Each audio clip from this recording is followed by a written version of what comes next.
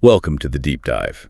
Today, we're really getting into what national security actually means. It's often more than just, the checkpoints you see at the airport or military exercise. Exactly. It's a much bigger picture, a whole system working behind the scenes. And for this deep dive, we're focusing on Kuwait. We've looked at some sources detailing their recent, quite comprehensive national security initiatives. Yeah, it's a fascinating example, really. It shows how a country tries to prepare for, well, almost anything. Right. So the big question we're trying to unpack is, how does a nation actually safeguard its people, its infrastructure, its economy in today's, let's face it, pretty complex world, not just reacting, but planning ahead? And what stands out from the sources is that this isn't about single, isolated actions. It's a concerted effort, a kind of full spectrum approach. Full spectrum? Okay. Yeah, we'll touch on quite a few areas. Aviation safety, getting ready for potential radiation events, handling geopolitical pressures, even making sure they're ready for emergencies within the country. Okay, that's a lot to cover. Let's start with something familiar: air travel. Our sources mention Kuwait International Airport went through a major security audit, the ICAO. That's right, the International Civil Aviation Organization. And it's seen as, the global benchmark. And the interesting part wasn't just meeting the standards, was it? No, not at all. They actually exceeded them, which is quite something. So what's behind that kind of result? Is it just fancy new machines? Well, the tech is part of it, sure. Advanced systems, better screening equipment, that definitely helps. But the Directorate General of Civil Aviation, the DGCA over there, they pointed to other things too. Like what? Like really solid strategic planning, strong leadership making decisions, and critically, a very high level of teamwork between different agencies. So it's not just the hardware. It's the people and the plan working together seamlessly. Precisely. It shows that tech is only one piece. Mm-hmm. You need that coordinated human strategy to make it truly effective. It turns a technical check into, well, proof of good governance, really. That makes sense. That integration is key. Okay, let's pivot a bit. From the everyday checks at airports to a threat that's, well, much less visible: radiation. The sources say Kuwait activated emergency protocols for potential radiation threats, and this is linked to regional tensions, specifically mentioning the Iran-Israel situation. Yes.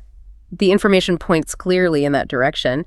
It appears to be a precautionary measure directly tied to that instability. So how do you even prepare for something like radiation? It seemed so insidious. It requires very specialized capabilities and foresight. They have the Sheikh Salem Al Ali Al Sabah Center for Chemical Defense and Radiological Monitoring. That's the key body here. Right. And they're not just waiting for something to happen. They're actively monitoring 24/7 using advanced detection gear with highly trained teams ready to go. It's proactive. Proactive defense, not just waiting to react. Exactly. It shows they're thinking about specific potential threats, even low probability, high impact ones, and building the capacity to handle them. It sort of challenges the old ideas of defense. It really does. And these aren't the only pressures, are they? The sources also talk about broader geopolitical issues feeding into this heightened security stance. Things like airspace disruptions, diplomatic fallout. Absolutely. It highlights how national security today is deeply intertwined with foreign policy and skillful diplomacy. How so? What are they doing on that front? Well, take Kuwait's foreign ministry.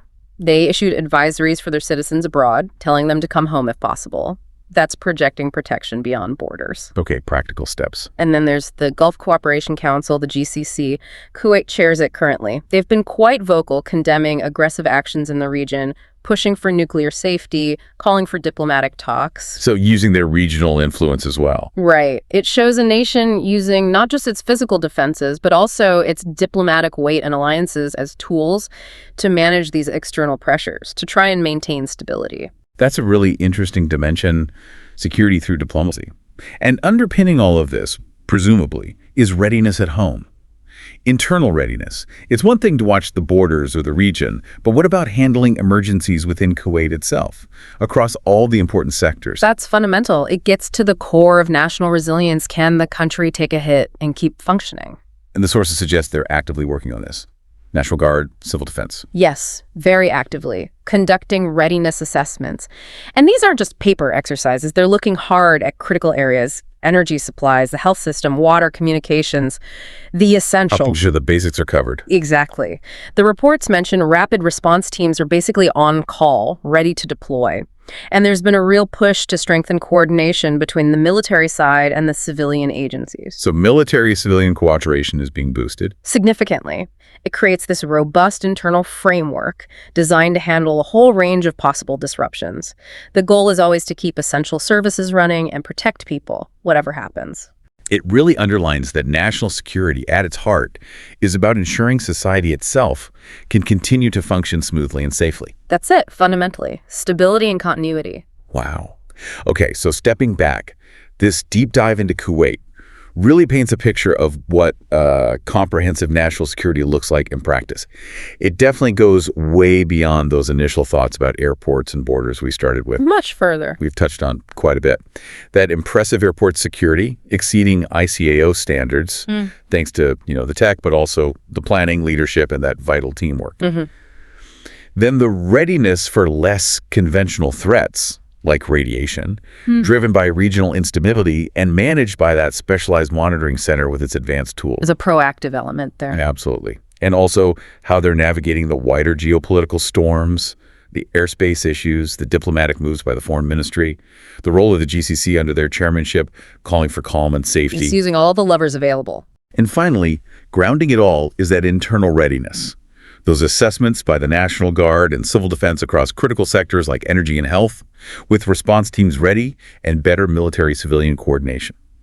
So, for you listening, perhaps wondering about global stability or how nations prepare for uncertainty, what's the takeaway here? Well, it really prompts a broader question, doesn't it? Something that goes beyond just Kuwait. Given how dynamic, how changeable the world is right now, how do countries keep adapting? How do they sustain investment in such diverse, integrated security measures? And maybe more personally, what are the implications for society, for people living under this kind of extensive, often quite invisible umbrella of protection? It's a fascinating thought to leave things on. It makes you consider the constant evolution, the sheer necessity of these huge national security efforts, many of which we never really see day to day, and perhaps what kind of assurance they actually provide in our unpredictable world.